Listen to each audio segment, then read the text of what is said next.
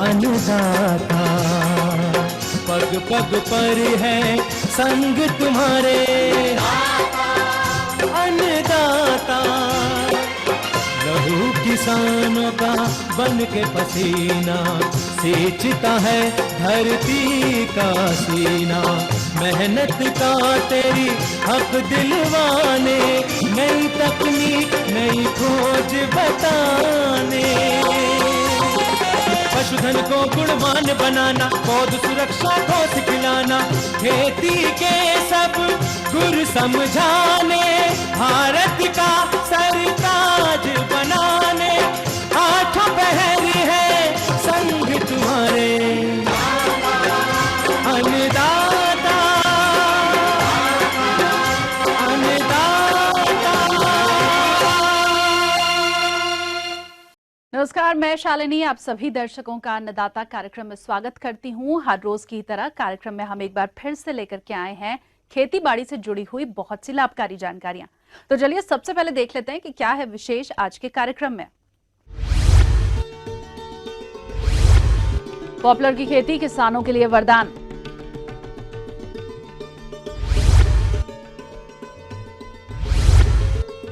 भिंडी की उन्नत किस्में एवं वैज्ञानिक तकनीक खेती।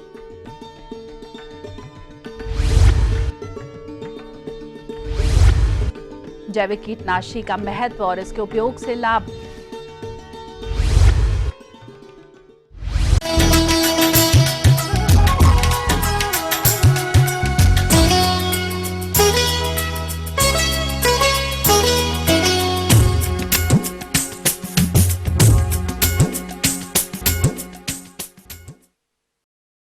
अपने राज्य में पॉपुलर की खेती किसानों के लिए वरदान साबित हो रही है। इससे मिलने वाले फायदे को देखकर बहुत से किसान पॉपुलर की खेती को तेजी से अपनाते जा रहे हैं।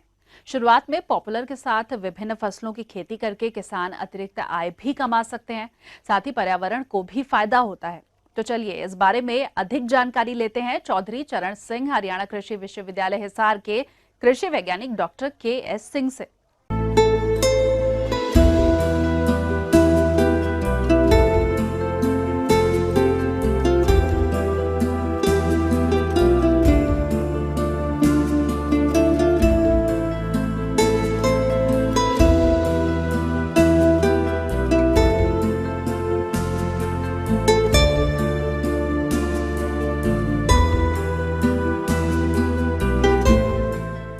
अधिक आमदनी के लिए किसान भाई पॉपुलर आधारित कृषि वानिकी अपना सकते हैं। इसके लिए जो है जरूरी हालात ये हैं कि उत्तरी हरियाणा जहाँ नहरी पानी का साधन है और जमीन जो है अच्छी है, यानी कि दोमट से थोड़ी सी ऊपर, नमक वगैरह की समस्या जहाँ होती है वहाँ पॉपुलर नहीं होता। तो पॉपुलर के साथ जो है इस दूसरी फसलें में जो पॉपुलर के साथ जो हम कृषि फसलें जो उगाएंगे उनमें नुकसान कम होता है, क्योंकि इसके जो पत्ते जो है ना सर्दियों में झड़ जाते हैं। तो इसका मतलब ये है कि सर्दियों में तो जो उसके साथ जो फसलें उगाई जाएंगी उसमें नुकसान काफी कम होगा। आम के आम और गुठलियों के दाम, ये कहावत आपने तो सुनी बहुत होगी, लेकिन जिन्होंने इस कहावत के अनुसार फायदा उठा लिया, इसकी अहमियत उनसे बेहतर कोई नहीं समझ सकता। दोहरे फायदे की अहमियत आजकल पॉपुलर की खेती करने वाले किसानों से ज्यादा कोई नहीं समझ सकता है। तो पॉपुलर जो है कृषि वानिकी के तहत लगाने के लिए इसके जो पौधे जो नर्सरी में मिल जाते हैं, करीब 5-6 मीटर के पौधे आप जो है किसान भाई अपने खेतों में लगा सकते हैं। इसमें यूरो अमेरिकन प्रजातियों को किसान ज्यादा पसंद करते हैं। इसमें G3, G38, D121, D100, L14, L12 ये है। कृषि वानिकी के लिए लाइन से लाइन फासला ज्यादा रखना चाहिए और पौधे से पौधा कम रखना चाहिए। 20 से 25 स्क्वायर मीटर का एरिया हमें एक पॉपुलर पेड़ को देते हैं तो 160 से 200 तक पौधे लग सकते हैं। यानी कि 20 स्क्वायर मीटर देते हैं तो 200 पौधे लग जाएंगे, और यदि 7 गुणा 3.5 मीटर लगाते हैं तो करीब जो है 166 पॉपुलर के पेड़ लग जाएंगे।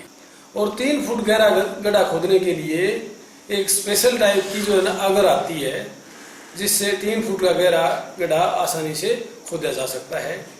और पॉपुलर के पौधे जो नर्सरी में 1 साल में तैयार किए जाते हैं, करीब 5 साढ़े 5 मीटर के होते हैं।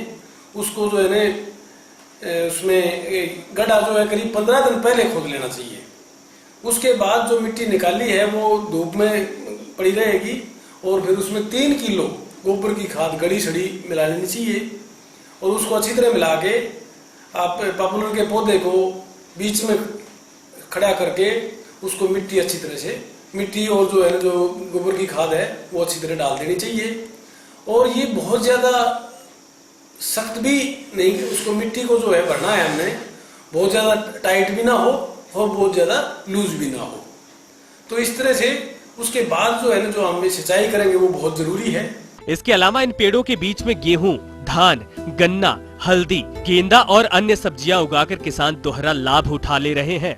उसके बाद पहली मॉनसून तक पानी की सिंचाई मतलब 7 या 10 दिन के फासले पे देते रहना चाहिए।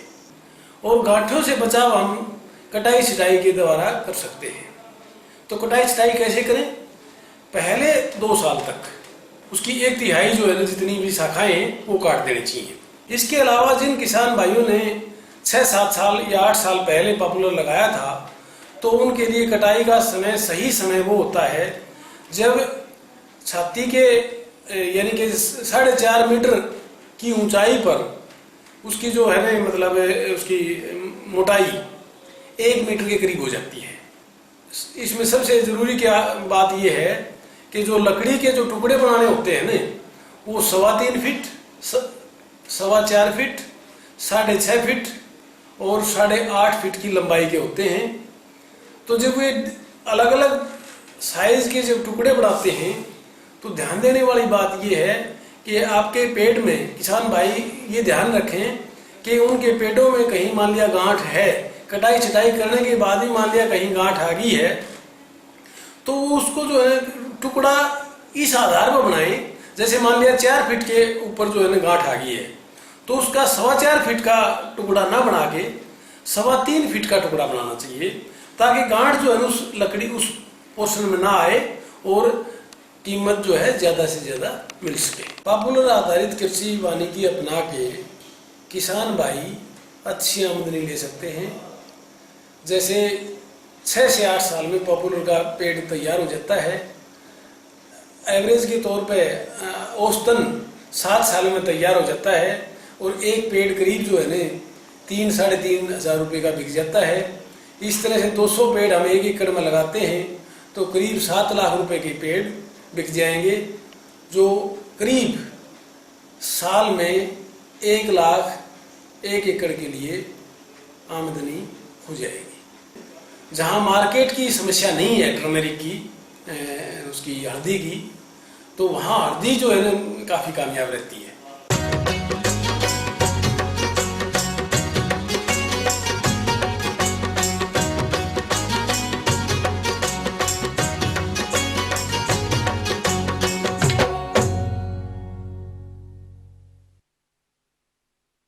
हमारे हरियाणा में बरसात की सब्जियों में भिंडी की खेती करनाल, जींद, यमुनानगर, अंबाला आदि जिलों में बड़े क्षेत्रफल पर की जाती है, लेकिन प्रायः देखा यह जाता है कि अधिकतर किसान इसकी बुआई को लेकर के फसल प्रबंधन तक कुछ न कुछ कमियां कर ही देते हैं, जैसे कि लोकल और पुराने बीजों का चुनाव, खेतों में गलत तरीके से बुआई और असंतुलित मात्रा में खाद उर्वरकों का प्रयोग इत्यादि। कारण बीजों का कम जमाव, फसल की कम बढ़वार, कीट रोगों का प्रकोप इत्यादि समस्याओं के कारण प्रति एकड़ कम उपज की प्राप्ति होती है। अतः हमारे जो किसान बरसात में भिंडी की खेती करना चाहते हैं तो वो कौन से किस्म का चयन करें और इसकी खेती की वैज्ञानिक तकनीक क्या है, इस बारे में जानने के लिए मिलते हैं करनाल स्थित सब्जी उत्कृष्टता केंद्र गरौंदा के कृषि वैज्ञानिक डॉक्टर वेद से। भिंडी एक बहुत ही पौष्टिक स्वादिष्ट सब्जी है। इसको आप सीजन में 2 बार उगा सकते हो। तो हमारे इस एरिया में, हमारे इस हरियाणा, दिल्ली, पंजाब, यूपी, उत्तराखंड, झारखंड, हमारे इस एरिया में भिंडी को आप फरवरी मार्च में लगा सकते हो और आपका जो बरसात वाला सीज़न है जून जुलाई में लगा सकते हो। भिंडी की खेती में जो छिटकवा विधि होती है, जिसको हाथों से जो सीड लिया उसको हाथों से छिटकवा विधि के द्वारा सीड को बो देते हैं। यहाँ जो आप देख रहे हो, यहाँ हमने जो तकनीकी को यूज़ किया है वो है आपकी माइक्रो इरिगेशन यानी टपका सिंचाई। टपका सिंचाई के साथ साथ हमने इसमें मल्चिंग यूज़ की है। तो ये जो दोनों बेनिफिट हैं, मैं एक छोटी सी आपको जानकारी दे देता हूँ कि टपका सिंचाई अगर आप यूज़ कर रहे हो तो आप अपना 70% पानी बचा सकते हो और इसके साथ साथ आप 30 से 40% आप खाद को बचा सकते हो। अब इस आगे की बात करता हूँ मल्चिंग। मल्चिंग एक प्लास्टिक की शीट होती है, इससे हम अपने बेड को कवर कर देते हैं और इससे क्या होता है कि जो हमारे खरपतवार हैं वो निकल के नहीं आते। जब खरपतवार आपके नहीं निकलेंगे तो आपका जो खाद और पानी का जो उपयोग है वो पूरे प्लांट को प्रॉपर होगा। किसानों को मैं ये सलाह देना चाहता हूँ कि किसान एक बार ये जो तकनीकी है, अगर फार्मर बड़े स्केल पर नहीं करना चाहता, बड़े एरिया में नहीं करना चाहता है, तो मैं सोचता हूँ एक कनाल से वो स्टार्ट कर सकता है। भिंडी अगर हम डायरेक्ट बीज भी लगा सकते हैं और हम इसकी पौध तैयार करके भी लगा सकते हैं।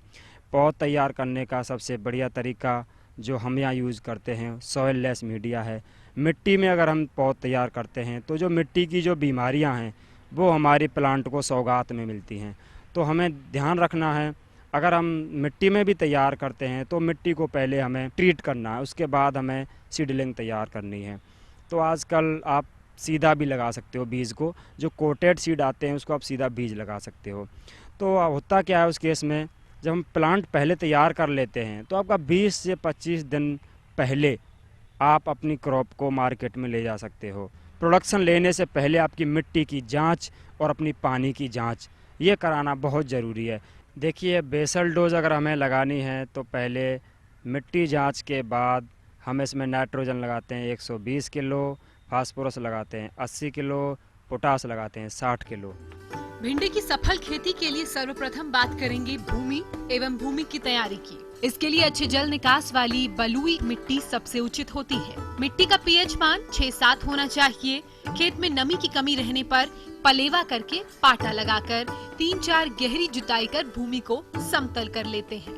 जहाँ तक किसान भाइयों भिंडी की उन्नत किस्मों की बात करें तो इसके अंतर्गत पूसा सावनी, पूसा मखमली, पंजाब पद्मनी, अर्का अनामिका, P7 है। बुआई से पूर्व फफूंद जनित रोगों से बचाव के लिए बीज का उपचार करना अति आवश्यक होता है। इसको उपचारित करने के लिए थीरम दवा 2 ग्राम प्रति किलोग्राम बीज की मात्रा के लिए करें। बरसात के सीज़न में हम सबसे मेन ध्यान रखना है कि बेड को ज़्यादा से ज़्यादा ऊंचा करें। अगर हमारा बेड ऊंचा है तो हमारे जो पानी भरेगा फील्ड में वो हमारी फसल को कोई नुकसान नहीं पहुंचाएगा। बात आती है स्पेसिंग, जो पौधे से पौधे की दूरी हम रखते हैं वो 15 सेंटीमीटर की रखते हैं और जो हम लाइन से लाइन की दूरी रखते हैं वो 30 सेंटीमीटर की रखते हैं। और आपका जो बरसात वाला सीज़न है उसमें आपका 14 से 16 किलो आपका बीज उपयोग होता है। उस केस में क्या है, दोनों में डिफरेंट कुछ नहीं है। अगर हम तकनीकी ये जो रखते हैं हमने यहाँ जो किया हुआ है तो यहाँ से फार्मर को पूरा उत्पादन मिल जाता है। और टपका सिंचाई से हमें क्या करना है, इसमें जो सिंचाई की ज़रूरत पड़ती है समर सीज़न में, गर्मियों में हम 4 से 5 दिन के बाद सिंचाई करते हैं। तो यहाँ जो हम यूज़ करते हैं वो पानी में घुलने वाले खाद होते हैं। जो पानी में घुलने वाले खाद होते हैं उनकी डोज अलग होती है। तो हम जो यूज़ करते हैं यहाँ अमोनियम नाइट्रेट, तो इस फॉर्म में यूज़ करते हैं हम। तो 20-20-20 है, जैसे नाइट्रोजन 20% है, नाइट्रोजन के बाद फास्फोरस 20% है और पोटास 20% है। ये एक रेशियो होता है। तो मार्केट में आराम से आपका इफ़को वाले हैं, क्रबको वाले हैं, यहाँ आराम से फार्मर को मिल जाता है। तो यहाँ से मिक्सिंग करके आप टपका सिंचाई से यूज़ कर सकते हो आप। किसान भाइयों, ड्रिप विधि द्वारा जो घुलनशील उर्वरक दिए जाते हैं उनमें 20-20-20 की 2 किलो मात्रा शुरुआत से 30 दिनों तक, उसके बाद 12-46-00 की 2 किलो मात्रा 30 से 40 दिन तक और उसके बाद 00-00-50 की 2 किलो मात्रा फसल में देते हैं। और आगे बात आती है फिर इसमें फ्रूटिंग की। लगाने के लगभग आपका 40 दिन बाद फ्लावर स्टार्ट हो जाते हैं। जैसे ही आपका फ्लावर स्टार्ट होगा, फ्लावर के 6-7 दिन बाद इस पर फल आना शुरू हो जाएगा। तो आप फ्लावर के 7-8 दिन बाद इसमें हार्वेस्ट अपना शुरू कर लेते हो। भिंडी की लाइफ साइकिल की बात करते हैं तो इसमें से हम इन एवरेज 15 से 18 बार फल तोड़ सकते हैं। और बात करते हैं इसमें ईल्ड की, बरसात वाली भिंडी है, उस भिंडी को हम लगभग 150 से 200 क्विंटल हम पर हेक्टेयर भिंडी निकाल सकते हैं। तो ये थी कुछ उपयोगी जानकारियां। अब लेंगे एक छोटा सा ब्रेक, जल्द हाजिर होंगे।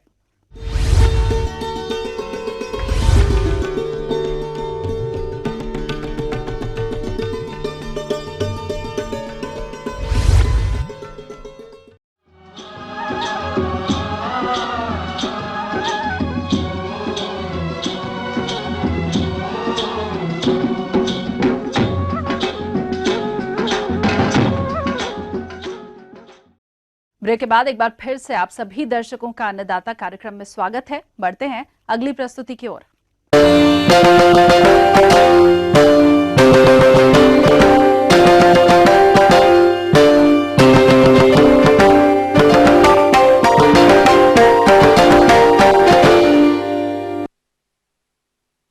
जैसा कि देखने में आता है कि ज्यादातर किसान भाई अपनी फसल को कीट और रोग मुक्त रखने के लिए उस पर रासायनिक दवाओं का छिड़काव करते हैं, जिसके कारण आज ऐसी स्थिति खड़ी हो गई है कि इन रासायनिक दवाओं के प्रयोग से भी फसल में कीट और रोग पूर्ण तरह से खत्म नहीं होते हैं।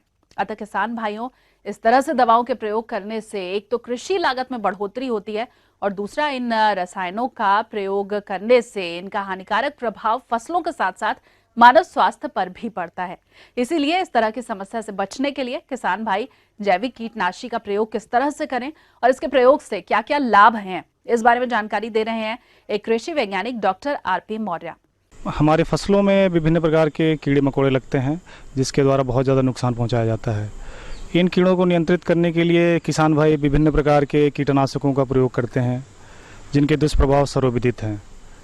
ज़्यादातर कीटनाशकों के प्रयोग से कीड़ों में आजकल प्रतिरोधक क्षमता डेवलप हो रही है, जिनको आसानी से कीटनाशकों के द्वारा नियंत्रित नहीं किया जा पा रहा है।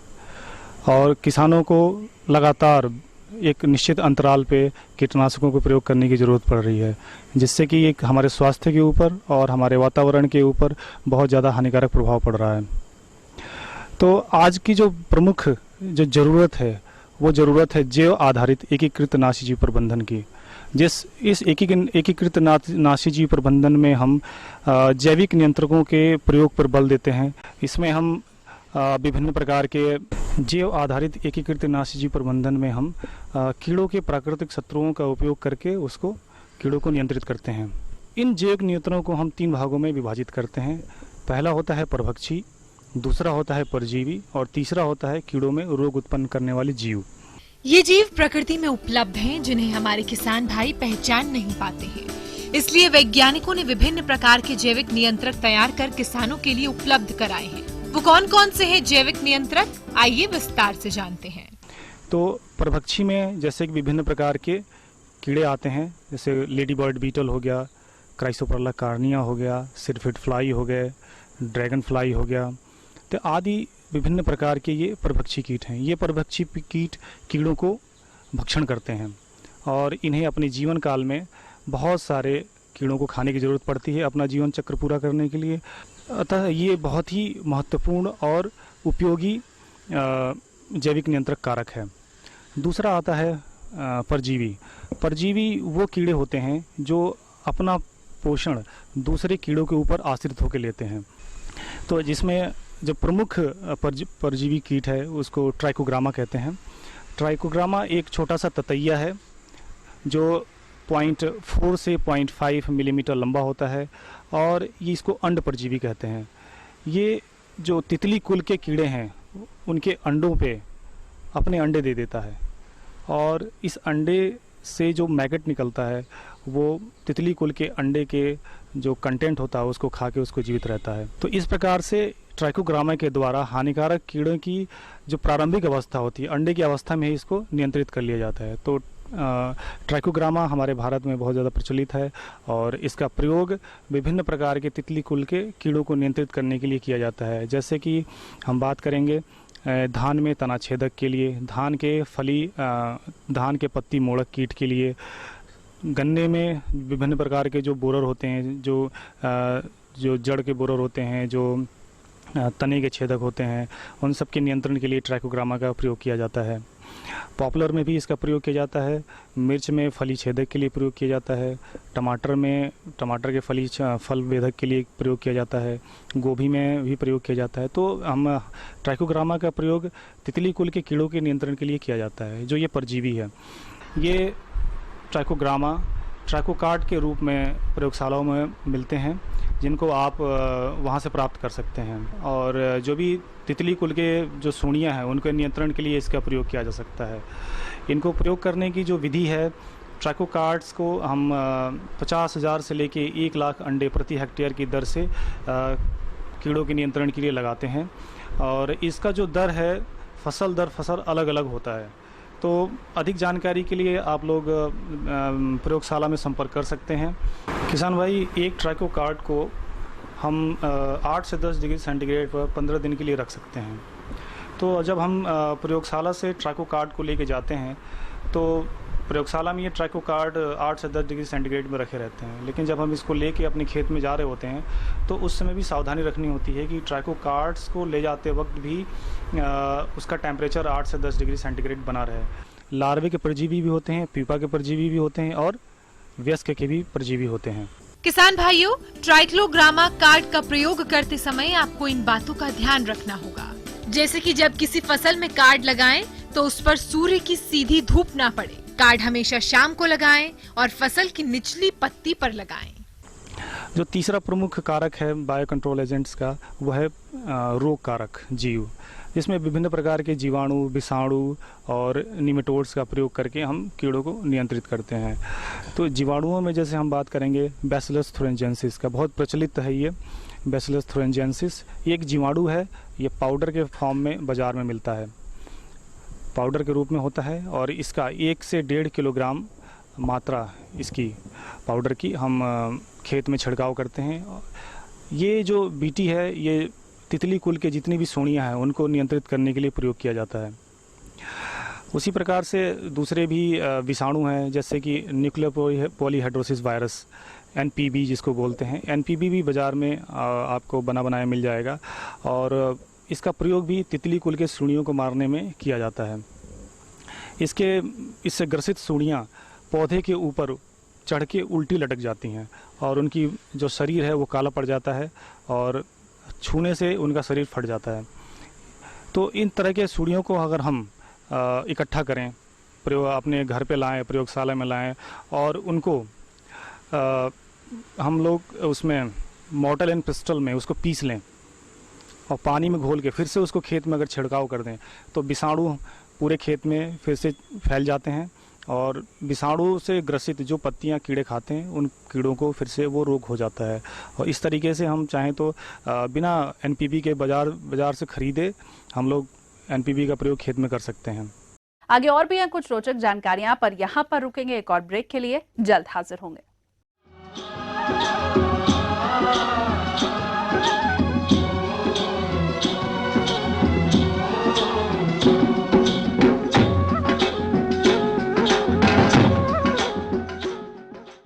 ब्रेक के बाद आप सभी दर्शकों का एक बार फिर से स्वागत है और चलिए अब रुख कर लेते हैं अगली कड़ी की ओर।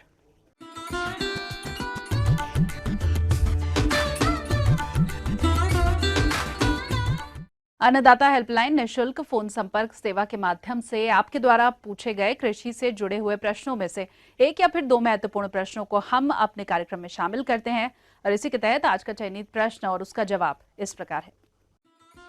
अन्नदाता निःशुल्क फोन संपर्क सेवा के माध्यम से पूछे गए प्रश्नों में से कार्यक्रम में आज जो प्रश्न हमने शामिल किया है उसे पूछा है गांव बरवाली, जिला चंबा से कौल सिंह ठाकुर ने। यह कीवी के बागों में किए जाने वाले समसामयिक कार्यों पर जानकारी चाहते हैं। तो कौल सिंह जी, आपकी जानकारी के लिए प्रस्तुत है कार्यक्रम का यह अंश। साथियों, जैसा कि आप जानते हैं कि कीवी फल जो है वो हिमाचल प्रदेश के मध्यम पर्वतीय क्षेत्रों में तेजी से फैल रहा है। जैसा कि इस समय कीवी के फल बागों में फ्रूट सेटिंग हो गई है, इस समय इन फल बागों में कुछ प्रबंधन कार्यों को कर इन फल वृक्षों से अच्छी गुणवत्ता के फल की प्राप्ति की जा सकती है। तो अच्छी गुणवत्ता के लिए कीवी के फल बागों में कौन से प्रबंधन कार्य को करना है, आइए जानते हैं।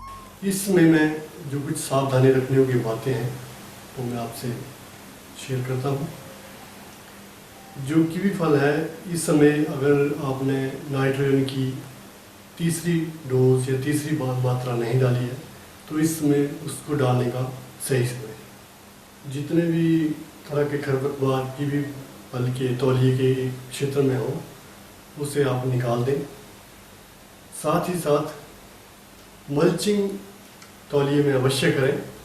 मल्चिंग से मेरा मतलब है कि जितना भी तौलिए का फैलाव है उसमें या तो 4 से 6 इंच मोटी सूखी हुई घास की तह बिछा दें या फिर काला पॉलीथीन जो कि मल्चिंग के लिए मिलता है उसको आप लगाएं।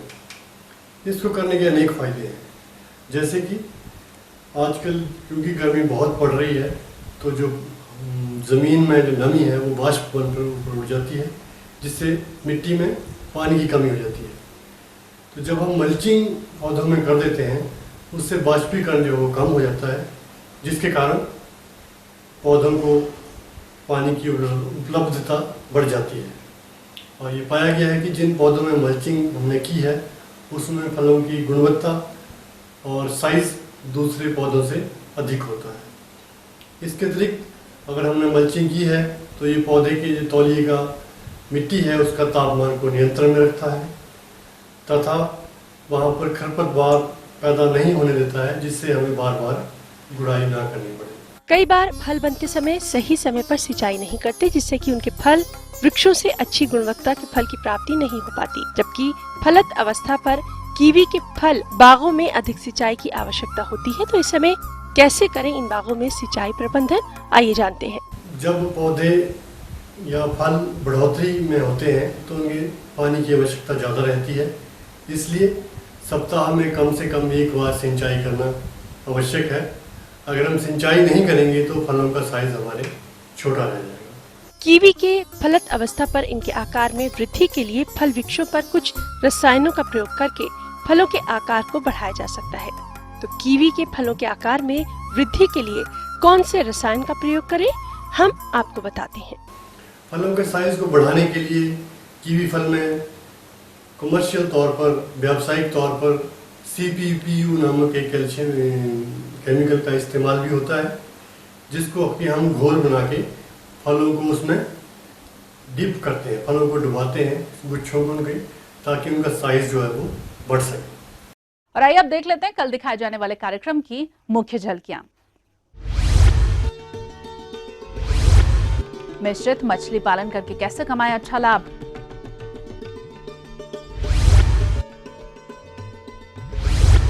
पानी की किल्लत को दूर करने के लिए कैसे करें धान की सीधी बिजाई।